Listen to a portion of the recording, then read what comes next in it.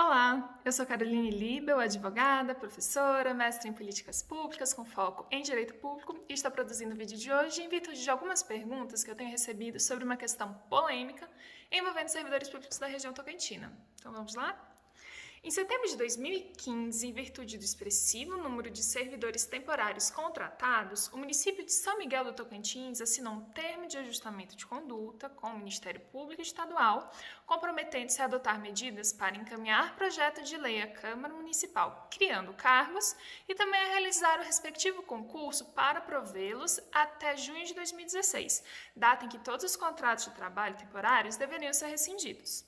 E assim o município fez, realizando o concurso no prazo previsto, nomeando os candidatos aprovados ainda em 2016.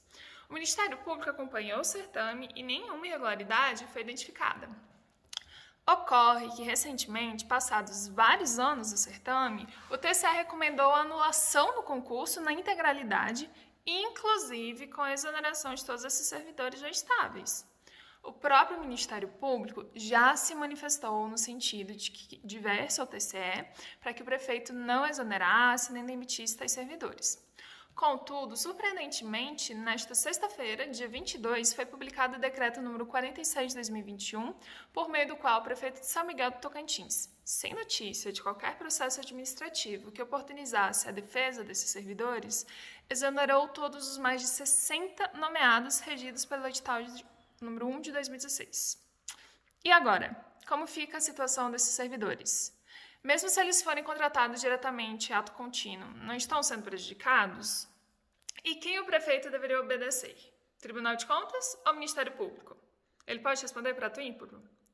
Muitas perguntas vêm à mente, então vamos discutir um pouquinho aqui essas questões. Em primeiro lugar, nós precisamos entender como funciona a atuação do TCE no caso e qual é a relação dele com o concurso público de São Miguel. Pela Instrução Normativa número 2 de 2006, quando há admissão de pessoal no Tocantins, o município deve enviar diversos documentos ao Tribunal de Contas demonstrando a legalidade desses atos de admissão. Porém, nós sabemos que o município é um ente despersonalizado e são seus agentes políticos que atuam em seu nome. Agentes esses que são humanos, revezam a cada 4 anos e que podem cometer falhas, omissões e deixar de dar andamento a certas tratativas.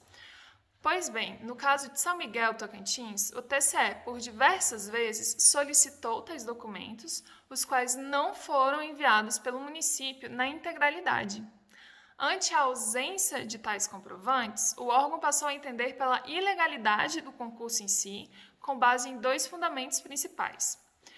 Primeiro, que mesmo após diversas diligências ao longo do tempo, o município não apresentou as leis de criação dos cargos e dos quantitativos de vagas ofertadas referentes ao Magistério 2.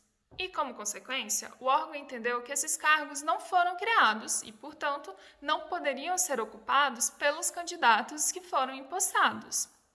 Ainda um outro fundamento. Segundo, porque supostamente o município não teria observado, à época do concurso, os limites estabelecidos na Lei de Responsabilidade Fiscal e teria realizado o certame extrapolando o limite de gastos com o pessoal. Como assim? Bom, vamos lá, vou explicar. O executivo municipal ele não pode gastar quanto ele bem entender com os servidores.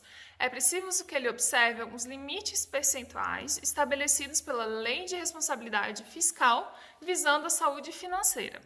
Quando ele ultrapassa o chamado limite prudencial de gastos com o pessoal, a lei determina que o gestor deixe de adotar diversas medidas visando o restabelecimento do equilíbrio financeiro do município. Se o limite foi ultrapassado, o município não pode, por exemplo, nem criar novos cargos, nem prover os cargos vagos que já são existentes, certo? Pois bem, o município de São Miguel do Tocantins, segundo o Tribunal de Contas Estadual, no exercício de 2016, quando foi realizado o concurso público, já teria extrapolado o limite legal e a situação teria ainda se mantido quando esses aprovados tomaram posse. A segunda irregularidade, então, consistiria no fato de que o município não adotou as medidas legais para reduzir o gasto com o pessoal e, portanto, segundo o TCE, as nomeações não poderiam produzir efeitos. Por isso, a determinação do órgão para a exoneração dos servidores. Mas esse entendimento do TCE retiraria todos os direitos adquiridos pelos servidores e daria ao atual prefeito o poder de demitir ou exonerar todo mundo sem oportunizar qualquer espécie de defesa? A resposta é certamente não. Por mais que a determinação do TCE seja no sentido de fazer cessar todo e qualquer pagamento decorrente do concurso, isso não dá direito ao agente político de agir de tal maneira, e isso por uma série de motivos. Em primeiro lugar, que com todo respeito aos ilustres membros, nós sabemos que o Tribunal de Contas não é judiciário, mas tão somente um órgão de controle. Nesse sentido, o gestor poderia optar por resolver a questão apresentando a documentação omissa nos autos do Tribunal de Contas, combatendo também os argumentos da decisão, inclusive pela via judicial, e não simplesmente acatando a decisão. Também vale lembrar que a realização do concurso ocorreu em observância ao termo de ajustamento de conduta celebrado pelo Ministério Público Tocantins justamente para a finalidade da realização do certame, decorrendo da orientação do próprio parquê para atuar nesse sentido. Além disso, as supostas irregularidades verificadas pelo TCE se contrapõem ao direito adquirido de tais servidores, que já tiveram estabilizado no tempo o seu anseio. Vejam só, no caso de São Miguel Tocantins, não foram observados os princípios do contraditório, da ampla defesa, do devido processo legal. Esses servidores não poderiam ter sido exonerados assim em massa, tal como ocorreu. Além disso, conforme a Constituição Federal, após 3 anos de efetivo exercício, os servidores nomeados são estáveis, o que significa que eles só poderiam perder o cargo ou em virtude de sentença judicial transitada em julgado ou mediante processo administrativo em que fosse assegurada a ampla defesa. Então vamos lá. Considerando que a decisão do TCE não é sentença judicial, e que aparentemente o prefeito de São Miguel não instaurou processo administrativo oportunizando defesa aos interessados, tais exonerações publicadas no Diário Oficial do dia 22 são nulas, de pleno direito. Também os supostos fundamentos do TCE são questões meramente formais, completamente alheias aos servidores, os quais não podem ser responsabilizados por uma eventual omissão do município em entregar documentos ou por uma suposta inadequação de ordem orçamentária alheia a eles. Os servidores são terceiros de boa-fé.